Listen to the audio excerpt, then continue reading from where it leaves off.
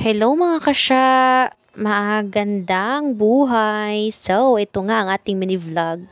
Ayan, bago tayo maglako na naman. So, kakain muna kami ng aking junakis at saka ang aking banana dito. Yung aking hubby. Ayan, kumain muna kami. Ang aming ulam pala sa umaga ay ano lang yan, noodles. Tapos, may sobra pa kaming mga ulam kagabi. So, iyan na ang aming inuulam sa umaga. Ayan mga kasya. Tapos na tayo maligo.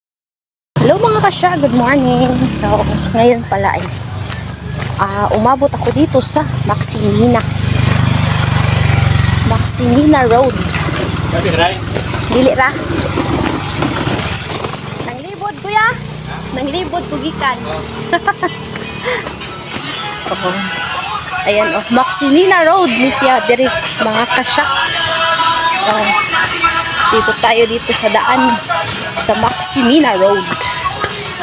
Ayan, pauwi na tayo kay wala naman tay tinda, naubos na. Nya diri ko agi sa. Hoy! Asa ka day? Hi. Asa ka? Ha? Na si ate guys, na ako diri sa ila. Kisa gato'y pangalan ni mo tin nalimot. Nina. Ate Nina. Kauban din ako sa purok guys. Lahi po ni sila nga establishmento ha. Agoy charot. Bitaw ay. Okay, nagtabi-tabi sa kadiyot ba. So mao na to guys, nagtabi-tabi rami dira guys ni ate. Dayon pauli na dayon kuron kay aron makakuan pa to akong partner. Unsa oras na alas 10 na hapit. Kaulan na pod. Kaulan na pod sila. May mga bulaklak dito mga kasya. Ayan Ayan. Pauwi na pili Yan. Yan mga kasya. Ayan. Wala na. Yan mga kasya. Mga bulaklak. Mga wildflower. Ayan mga kasya. Ayan.